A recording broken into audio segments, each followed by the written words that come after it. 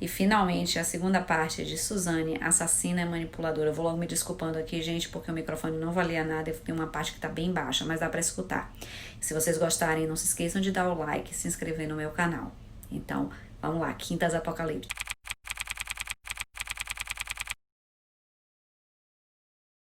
Suzane e Andreas foram levados para poder fazer o boletim de ocorrência. Foram junto com eles Astrogildo e Daniel. Astrogildo era o pai de Daniel. Quando chegaram lá na delegacia, Suzane muito cansada, isso já devia ser lá pelas 4 horas da manhã, Suzane muito cansada acabou adormecendo no colo de Daniel. Quando deu umas 6 horas da manhã, eles finalmente foram chamados para a sala da delegada. Antes de entrar, Suzane fez um pedido. Ela disse assim: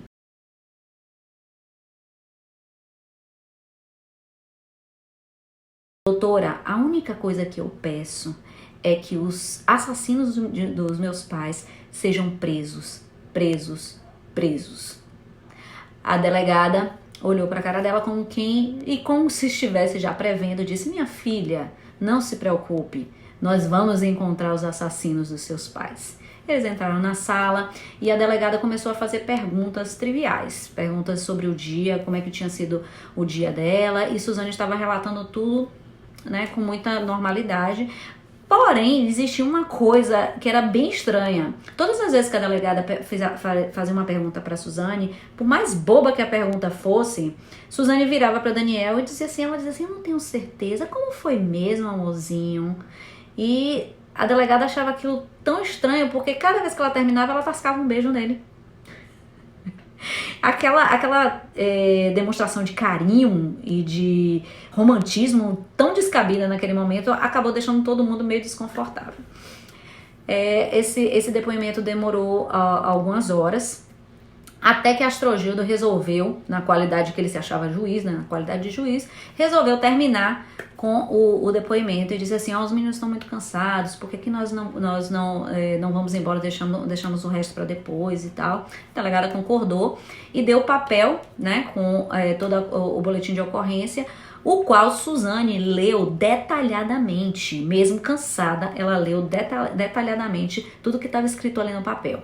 E aí, quando chegou numa parte, que era na última página, ela olhou assim e falou bem assim: vocês esqueceram de colocar que o dinheiro que tinha um dinheiro na mala e foi roubado. E ela disse a quantia correta do dinheiro, parece que era 8 mil euros, 5 mil dólares, 3 mil reais, uma coisa assim. E a delegada acrescentou aquilo de novo, ela assinou, e aí a delegada falou: vocês estão liberados, podem ir embora.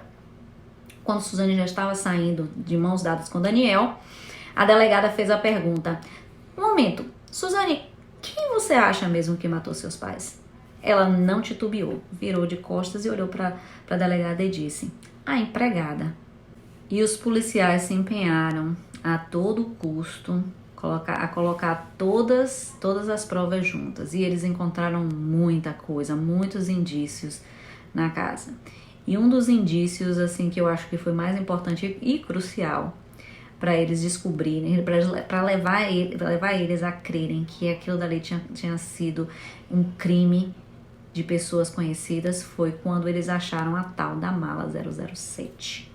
Lembra aquela mala que eu tinha falado para vocês antes, que Suzane tinha dito exatamente o valor, a quantia de dinheiro que estava na mala? Pois é, eles encontraram essa mala na biblioteca com o lado que foi rasgado voltado para o lado de baixo, para o lado do chão. Portanto, não dava para ver, né?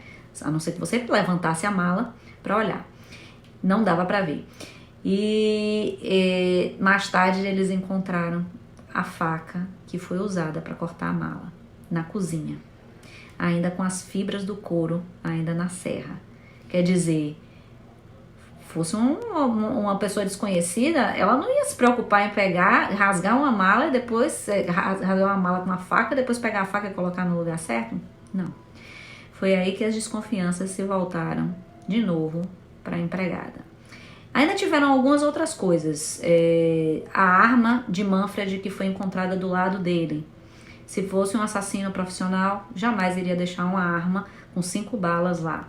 Os carros novos dele, eles tinham uma Blazer e um Santana, ainda zero, né? Carros bem novos ainda, que também não foram levados. Tinha um talão de cheques que estava na mesa da biblioteca, também não foi levado. E os únicos cômodos da casa que não tinham sido bagunçados tinham sido justamente o quarto de Suzane e o quarto de Andreas. No dia seguinte, a empregada tocou a campainha e assim que ela entrou, eles disseram que ela deveria ir para a delegacia dar um depoimento. Quando ela chegou na delegacia, a delegada foi logo falando que ela era suspeita porque Suzane tinha dito que achava que tinha sido ela. E ela logo se lembrou que tinha uma outra empregada que tinha trabalhado lá que tinha tido problemas com Marise. Marise tinha demitido ela, segundo essa segunda empregada, Marise tinha demitido ela porque ela era muito fofoqueira e falava muito mal de Andreas pros vizinhos e tal. E Marise a demitiu sem pagar o último salário dela. E ela sempre ligava para Marise ou então ia para a porta da casa deles fazer escândalo dizendo que queria o salário dela. Então a polícia se empenhou a todo custo a encontrar essa outra empregada. Finalmente encontraram essa outra empregada, só que ela tinha um álibi irrefutável. No dia do crime, ela tinha adoecido e sido internada em um hospital. E uma semana depois, uma moto Suzuki 156 cavalos se encarregou de elucidar o crime. Na noite em que Christian matou Marisia, ele deve ter saído de casa mais ou menos entre as 23 e 23h30. A caminho do elevador, ele encontrou uma amiga chamada Cristiane. Cristiane perguntou para Christian se ele queria ir com ela para uma queda de braço que iria ter entre dois amigos, que eles eram todos amigos, eram amigos entre si. Christian falou que não, que ele já tinha planos, que naquela noite ele iria jogar com Daniel e Andreas. Cristiane insistiu, mas ele disse que não, que realmente ele já tinha planos, que ele não ia poder ir. Cristiane foi para essa queda de braço e não demorou muito, num movimento muito brusco, um dos rapazes quebrou o braço do outro. Cristiane levou o rapaz para emergência no hospital e quando ela viu que o negócio ia demorar muito, ela resolveu voltar em casa para pegar dinheiro. Quando ela voltou para casa, ela viu da janela Christian fumando e ela resolveu puxar papo. E contou, né, que o rapaz tinha quebrado o braço e tal. E aí Christian resolveu prontamente ajudar. Já desceu e eles foram juntos para o hospital. Lá no hospital, Christian sentou e teve uma crise convulsiva de choro. Ninguém entendeu nada, mas ele deu a desculpa que devia ser aquele clima de hospital e tal. E ficou por isso mesmo. Lá pelas 4 da manhã, eles saíram do hospital e resolveram ir para McDonald's comeram, deram muitas risadas. Christian voltou para casa, mas não conseguia dormir. Tomou um banho, esperou, deu um tempo e aí ele resolveu ir na casa desse rapaz que morava no mesmo prédio que ele, que trabalhava numa empresa de advocacia e acho que ele era estagiário lá. E ele explicou o seguinte pro cara, ele disse assim, eu tenho esses dólares que eu venho guardando há muito tempo e eu gostaria de comprar uma moto, só que eu não quero colocar a moto no meu nome porque ele tinha uma namorada, que ele tinha um filho com ela, né? E ele explicou que ele devia dinheiro de pensão e que se ele colocasse a moto no nome dele provavelmente a namorada ia atrás para pegar o dinheiro. E ele também devia bancos. E o rapaz com aquelas lamúrias todas fez assim, não tem problema, você pode colocar a moto no meu nome. Christian e o rapaz saíram, foram até a concessionária e compraram uma moto Suzuki que custou na época $3.600, que era o equivalente a R$12 mil. Rinalva não tinha muita certeza se ela ainda trabalhava para aquela casa, mas Suzane foi logo dizendo para ela que sim, que a única coisa que iriam mudar seriam os patrões, que a partir de agora os patrões seriam ela e Andreas. E ela tinha um pedido especial para fazer para Rinalva naquele dia. Ela pediu que Rinalva entrasse no quarto e que limpasse todas as manchas de sangue do quarto. Rinalva argumentou com Suzane, dizendo que como é que ela ia fazer isso? Não era melhor que Suzane contratasse uma empresa especializada? Suzane disse, isso é uma ordem, você vai limpar e não vai deixar uma manchinha de sangue. Rinalva entrou no quarto e começou a limpar tudo. Quando o Rinaldo pegou o lençol de cama para levar para lavar na máquina, Daniel chegou e disse que não, que decidiu que ia jogar o lençol no lixo. E aí, no final das contas, eles resolveram que ia jogar a cama inteira. 48 horas depois do crime, Suzane deu uma festa na casa dela, porque aquela semana era a semana de aniversário dela. Mas ela só convidou os amigos mais íntimos porque ela não queria chamar muita atenção. A festa foi regada a vodka, música eletrônica, muita maconha, energético. Lá pelas 3 horas da tarde, tocaram a campainha. Eles viram pelas câmeras de segurança que era a polícia.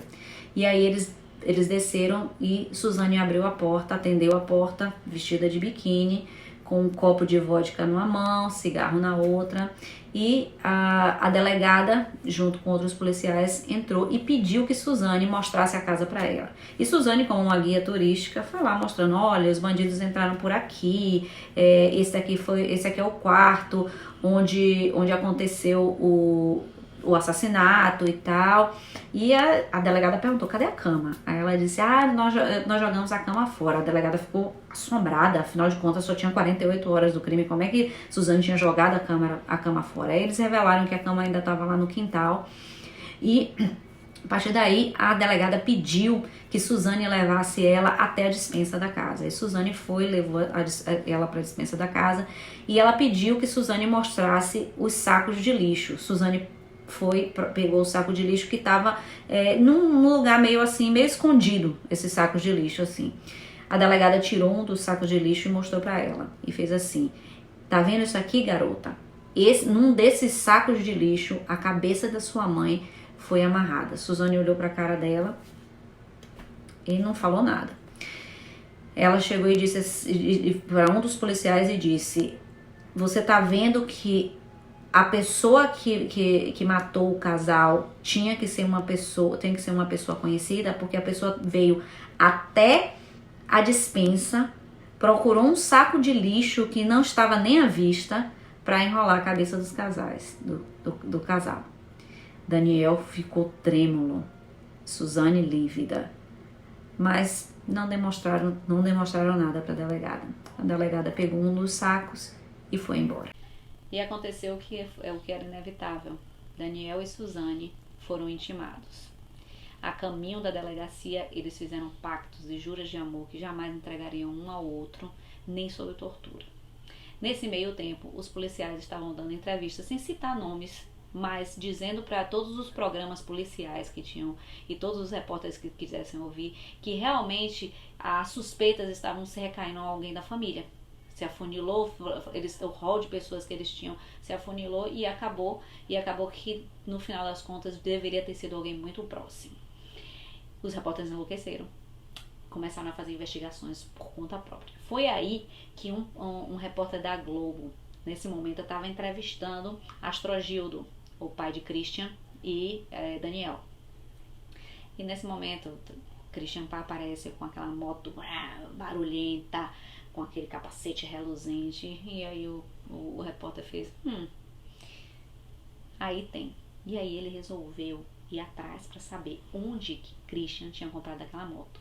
Aliás, os amigos de Christian já estavam todos desconfiados dele. Todo mundo tava, peraí, Christian, onde é que você arranjou dinheiro para essa moto? E eles sabiam que Christian, Daniel saía com a Richthofen, né, com a Suzane.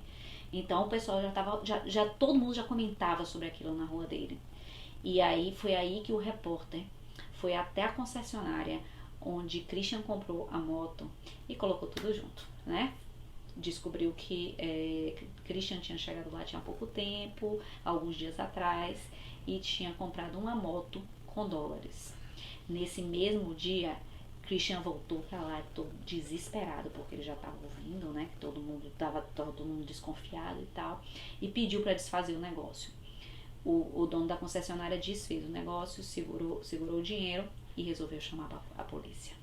A moto foi apreendida e Christian foi intimado a depor como suspeito. Daniel e Suzane chegaram quase ao mesmo tempo na delegacia que Christian. Christian foi levado ao 4º andar, enquanto Daniel e Suzane ficaram no 3º. Daniel e Suzane não se desgrudavam de jeito nenhum, ficaram de mãos dadas como irmãos siameses. Christian estava completamente transtornado. Daniel estava muito nervoso e Suzane continuava com a frieza de sempre. A delegada resolveu separar Suzane de Daniel. Colocaram cada um em uma sala. O delegado que ficou com Daniel foi logo dizendo assim: Daniel, a sua namorada já confessou, ela disse que você matou, você e seu irmão mataram os pais dela porque vocês queriam ficar juntos e eles proibiam. E Daniel dizia assim: de jeito nenhum, Suzane jamais diria uma coisa dessa, ela me ama muito. A delegada falava pra Suzane: Suzane, a casa caiu, a gente já sabe que você mandou matar seus pais porque você queria ficar com o Daniel e eles não deixavam que você ficasse. Então pode confessar. Suzane olhava pra cara dela com aquela cara de chacota e dizia assim: quais são as provas irrefutáveis que você tem? Ela era estudante de direito, lembra, né? Primeiro ano de estudante de direito, ela já agia como se fosse uma advogada. E a delegada sabia que ela estava certa. Então a delegada precisava se empenhar mais para pegar uma confissão de Suzane. Mas o delegado que estava com Christian teve êxito primeiro. O delegado falava para Christian: Christian, onde é que você conseguiu o dinheiro para comprar essa moto? E Christian dizia assim: minha avó me deu esse dinheiro. Desde que eu era criança eu junto esse dinheiro e resolvi comprar essa moto agora. E aí o delegado dizia assim: vagabundo, para de mentir pra mim. Você é drogado. Não já se viu drogado juntar dólar? E ele dizia assim: mas eu também trabalho como músico. Ele dizia assim: já sabemos que você não é músico coisa nenhuma, que você faz trabalho braçal, você carrega os instrumentos pra uma bandazinha aí qualquer. E aí Christian foi ficando cada vez mais nervoso. E o delegado insistindo, ele queria saber sobre o dinheiro. Até uma hora que Christian falou assim: nossa, mas você parece que está mais preocupado com o dinheiro do que com o próprio crime. Aí o delegado deu um murro na mesa e disse assim: rapaz, isso aqui não é lugar para brincadeira não. Você está fazendo gozação com a cara da gente. A gente sabe que foi você que matou. A partir daí Christian parou, emudeceu e ficava só olhando para o horizonte o tempo inteiro. O delegado percebeu que ele estava olhando para a janela demais e resolveu fechar as janelas porque ficou com medo que ele se matasse. Até que finalmente vem um outro delegado, que eles têm aquele negócio de colocar o delegado bom e o delegado mau, né? O primeiro era mais duro, aí eles colocaram um delegado mais ameno lá. O delegado sorrateiramente foi colocando um gravadorzinho perto dos papéis de Christian lá para tentar pegar a confissão. E foi conversando com Christian sobre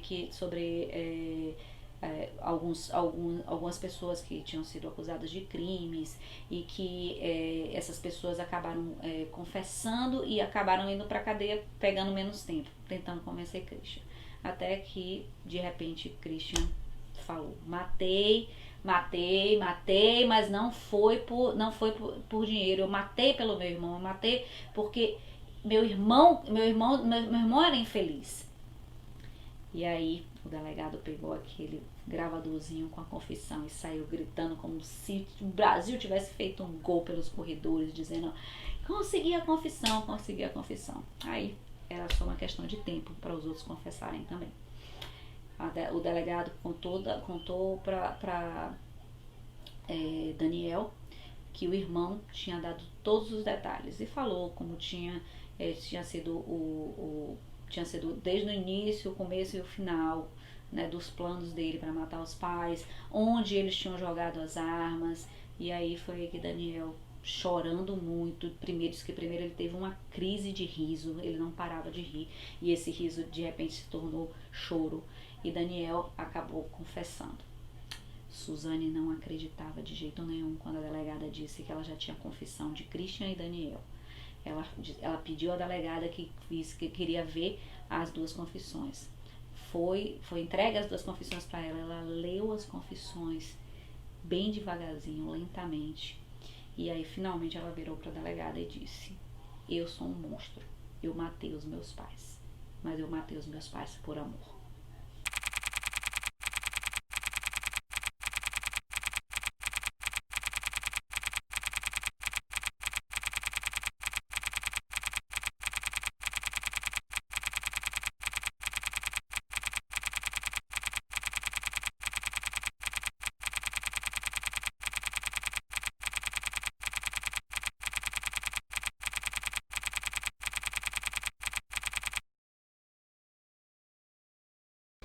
E Suzane debuta na cadeia no dia 20 de novembro de 2002. O Carandiru vai ser a casa de Suzane por 2 anos. Agora tem um trecho do livro que eu achei sensacional e eu quero ler para vocês aqui. Quem me conhece sabe o quanto eu gosto dessa coisa paranormal e esse trecho me arrepiou. Presta atenção. Reza a lenda que o local era assombrado pelas almas dos 111 presidiários mortos na chacina. 1/3 do terreno era ocupado por uma mata fechada, colada ao muro de 9 metros de altura da PFC. No bosque vivem árvores de grande porte, como o guarapuruvu, uma espécie de 30 metros de altura, com folhas bipinadas de 100 centímetros e flores amareladas, que eclodem na primavera-verão.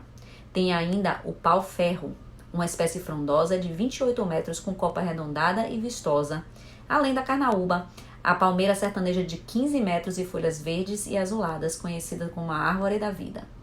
Segundo contam as carcereiras da PFC, as almas dos homens mortos no massacre do Carandiru encarnam justamente nas árvores gigantes desse bosque, principalmente em dias chuvosos e de muita ventania. Quando a loira pôs os pés pela primeira vez na casa penal, o dia estava chuvoso. Suzane foi levada até a recepção da prisão para começar a dar entrada nos trâmites para ela entrar no sistema penal. Segundo os policiais que estavam lá na época, eles disseram que Suzane carregava a mesma altivez de sempre, olhando sempre nos olhos, cabeça sempre erguida. Mas o espírito de Suzane foi quebrado mais tarde, quando as carcereiras rudemente falaram para ela que se despisse completamente. Suzane olhou para a cara delas e disse assim: "Como assim me despi?" "Exatamente, menina, se dispa toda, agora." Ela tirou timidamente toda a roupa e a segunda ordem já foi: abaixe-se de frente para esse espelho. Eles têm esse hábito, né? Eles têm esse protocolo de colocar um espelho por baixo e pedir que as presas ou os presos se abaixem, porque muitas vezes pode ser que as presas tragam celulares ou então armas dentro da vagina ou dentro do reto. Suzane também se assustou com isso, como assim e tal, mas se abaixou. Logo depois foi entregue para Suzane uma calça caque e uma blusa branca. A partir daí, Suzane foi levada para a cela dela. Parece que nos primeiros 15 dias, as presas são levadas para essa cela solitária, que para elas começarem a se acostumar a ficarem em regime de cárcere. Suzane passou esses 15 dias lá, sendo atormentada por aquelas árvores frondosas. Segundo uma carta que foi lida depois, ela mandou uma carta para uma amiga dela, Amanda, dizendo que ela nunca chorou tanto na vida. E que todas as noites ela estava sendo assombrada pelos uivos e as sombras das árvores do Carandiru. A empresa que Manfred trabalhava designou um advogado chamado Denivaldo Barney. Denivaldo era amigo de Manfred de muitos anos, eles eram amigos íntimos, portanto ele conhecia Suzane desde muito pequeno. Nos primeiros dias ele foi visitar a Suzane e ele levou uma pizza e uma Coca-Cola. E no meio da conversa, Suzane falou para ele que estava sendo atormentada por todos aqueles uivos, aquelas árvores, né, aquela chuva toda ali ao redor. E ele disse: Suzane, deixa isso pra lá, isso é besteira e tal. Logo em seguida ela perguntou por Daniel. E aí Barney disse o seguinte: Suzane, enquanto você não acusar Daniel, você não vai sair daqui. Suzane, naquele cacoete que a gente conhece que ela tinha de repetir as coisas 3 vezes, disse: de jeito nenhum, eu o amo, eu o amo, eu o amo. Barney passou a mão pela cabeça, Suzane deu uma mordida na pizza e eles continuaram a conversa. Suzane pediu também a Barney que trouxesse o processo porque ela queria ver. Barney se recusou a trazer o processo porque tinha fotos dos pais dela ainda na mesa do necrotério, né, todos costurados, seminus e tal, e Suzane disse não, que ela, como estudante de direito, ela sabia que ela tinha o direito de ver qual tipo de encrenca que ela tinha se metido. Ele ainda disse que ele ia tirar as fotos, mas ela disse, não, eu quero que você traga com fotos e tudo. Isso vai me ajudar até, né, a ocupar o meu tempo ocioso aqui dentro. Barney disse que sim, e na semana seguinte, Suzane recebeu uma cópia de 5.000 páginas do processo. Durante esse primeiro mês que Suzane esteve presa, ela teve que sair algumas vezes para depor, e uma das vezes ela foi fazer a reconstituição, já que ela e os irmãos Caravinhos eram réus confessos, eles não se importaram em fazer a reconstituição, porque eu acho que o processo fica todo amarradinho ali, e eles fizeram essa reconstituição. Foi aí que Suzane viu Daniel pela primeira vez. E também soube que Andreas, o irmão dela, estava na casa no dia da reconstituição. Pediu ao delegado que chamasse o irmão dela porque ela queria dar um abraço e Andreas se recusou. Suzane fez toda a reconstituição, ela entrou, ela mostrou como foi que ela ligou a luz, onde foi que ela ficou sentada. Logo depois foi a vez de Christian, que não teve problemas também em mostrar tudo para os policiais que deitaram, né, para simular que era o casal que estava lá. Mas na vez de Daniel simplesmente não conseguiu fazer. Ele ficava muito trêmulo, ele chorava muito, ele estava tão nervoso que os policiais resolveram dar as mãos uns aos outros e rezar um Pai Nosso para que ele se acalmasse.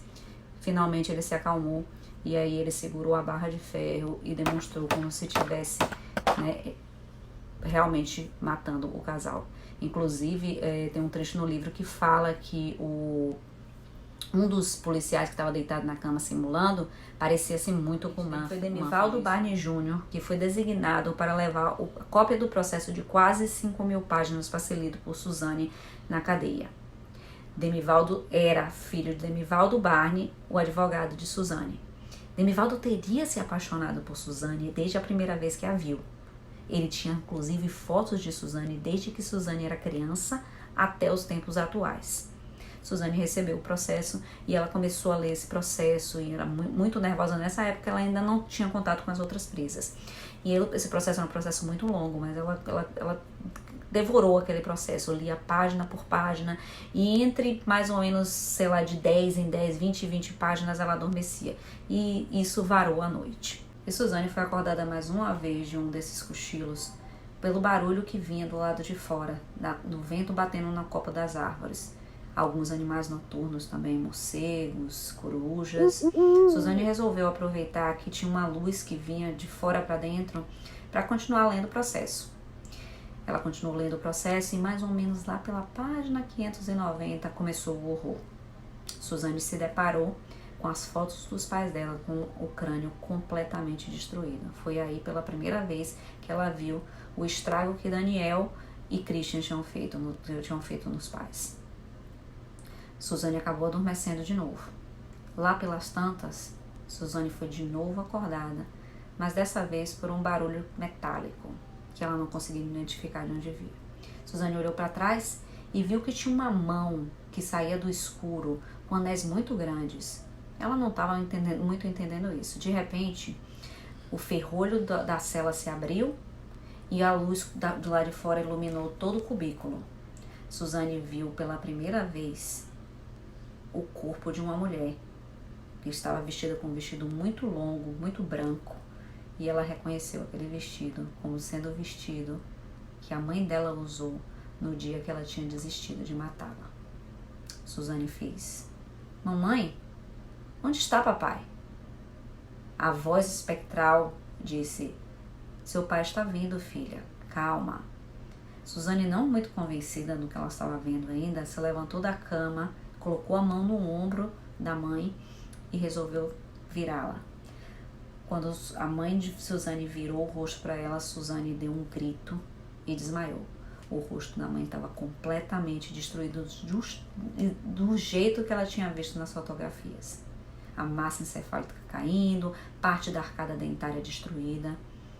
Suzane foi acordada por uma carcereira, dizendo: "Suzane, você tem que se acostumar com os fantasmas daqui."